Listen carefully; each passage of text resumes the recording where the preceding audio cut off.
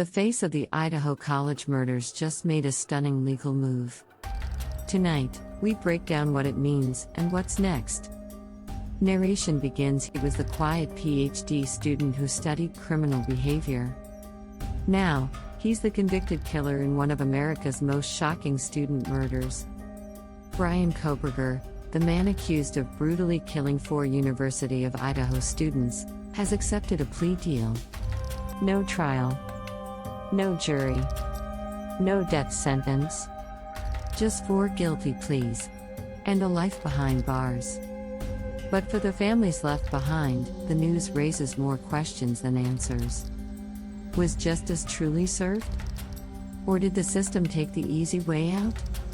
Tonight on The Silent Files, we dissect the breaking details behind Bryan Kohberger's plea deal, and what it means for a case that gripped the nation.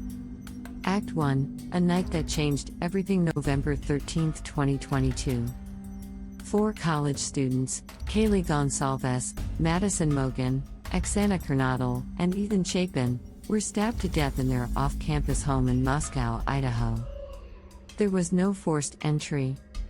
No clear motive. And for weeks, no suspect.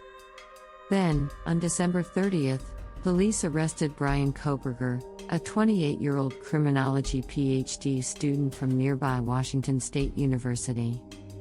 Act 2, the evidence. Authorities pointed to DNA on a knife sheath left on a victim's bed. Surveillance footage of Kohberger's white Hyundai Elantra cell phone pings tracking him near the house multiple times before the murders, and internet searches that allegedly tied him to the victims. The case seemed airtight. But Kohberger pleaded not guilty, setting the stage for what was expected to be a brutal, high-profile trial.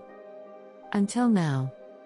Act 3, the plea deal is accepted. On June 28, 2025, Bryan Kohberger stood before an Idaho judge and formally accepted a plea deal.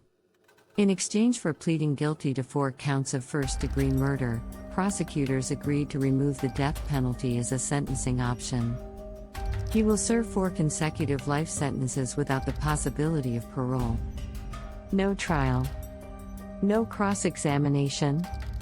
No chance of appeal.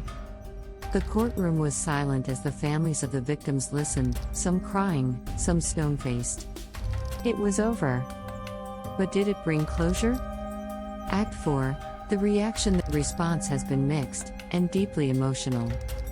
Kaylee Goncalves' family expressed heartbreak and frustration. They wanted a trial. They wanted Kohberger's every move dissected in public. They wanted a jury to pronounce the final word. But others, including the Kernodle and Chapin families, said they were grateful to avoid the long, traumatic process of a capital trial. And prosecutors? They defended the deal as a way to guarantee accountability, ensuring Kohberger would die in prison without dragging the victims' names through appeals for decades. Act 5, what we still don't know. Even with the plea, many questions remain unanswered. Why did he do it? Kohberger offered no motive during his plea. He gave no statement. No apology. Just the word guilty. Did he know the victims? Some believe he stalked them online. Others suggest he may have studied their routines for months. But the court never got to explore it. Was anyone else involved? Prosecutors say no. But conspiracy theories have spread wildly online, especially in the absence of a full trial. With the plea deal accepted, many of those mysteries may never be resolved. Act 6, what happens now? Kohberger is being transferred to Idaho State Correctional Institution, where he will serve life without parole. He'll spend most of his time in protective custody, likely isolated due to the high-profile nature of his crimes. There will be no appeals, no parole hearings, no new trials. He'll live. But his voice, for many, will no longer matter. Still, families are left with photos, empty rooms, and unanswered questions. Final act, was justice served? To some, the plea is a relief, an end to endless court delays and legal back and forth. To others, it feels like a shortcut, A man accused of one of the most brutal mass murders in recent memory escaping the ultimate punishment. But justice, in real life, rarely feels clean. Sometimes it's not about verdicts. It's about finality. About not letting evil take up any more oxygen. Tonight, the chapter closes. But the pain remains.